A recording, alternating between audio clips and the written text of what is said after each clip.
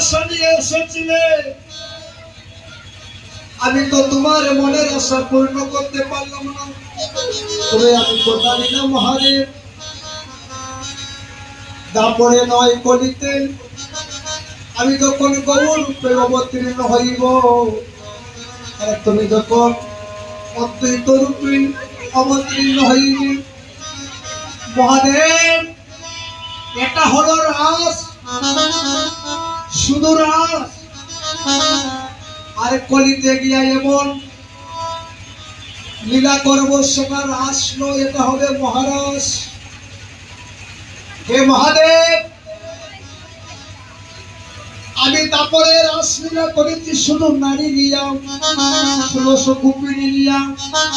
আর কলিতে দাঁড়ায় এমন রাস করবো, শুধু নারী নয়, শুধু নারী নয়, নারী পুরুষ সমাবেত হইয়া 1600 নয়, 16,000 নয়, লাখ লাখ হরি হরি হরি।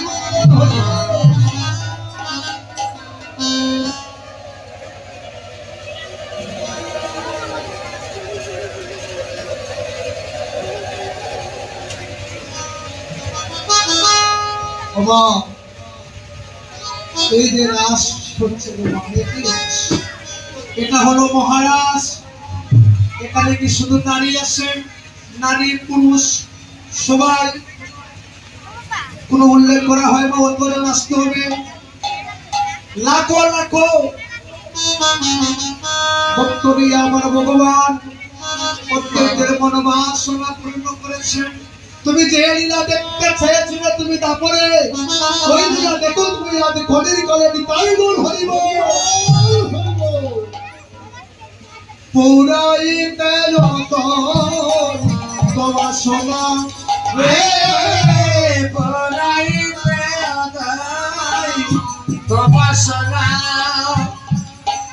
আজ পৌরাইতে বাসনা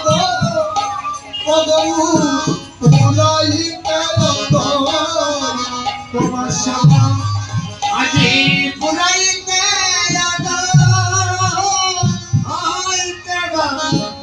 সমাগো পুরাইতে সোনা প্রত্যেকের মনের বাসনা পূর্ণ করিতে স্থানটা কোথায় নির্ধারণ হলো? স্থান কোথায়, কোন জায়গায় করতে হবে, কোথায় করব? আমার মহাপুর বিচারে করেছিলেন শুভ অধিবাস নগরে। নিত্যানন্দ অদ্বৈত মহাপ্রভু তিনি প্রভু আসনে বসিয়া স্থানের বিচার করেছিলেন। কোথায় করেছিলেন? শ্রীবাসালয় আমার প্রিয় দ্বৈত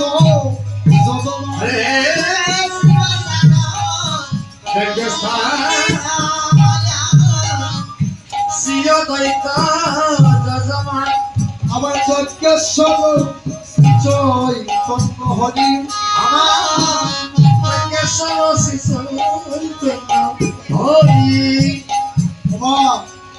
কেবল কথা বাবা, এগুলো শুধু কথা নয়, অমৃত।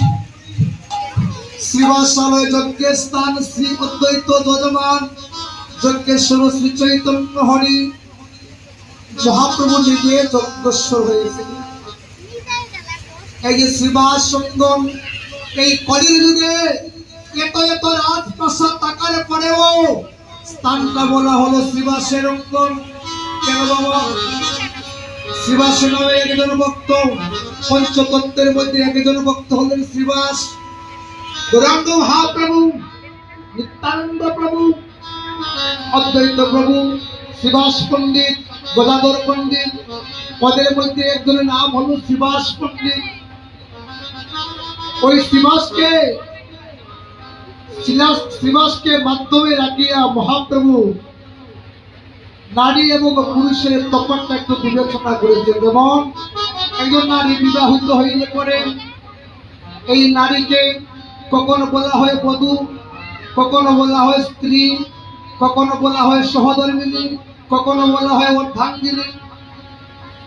একজন নারীকে কত রূপে কত ভাবে ডাকা হয় না? দেখে ওই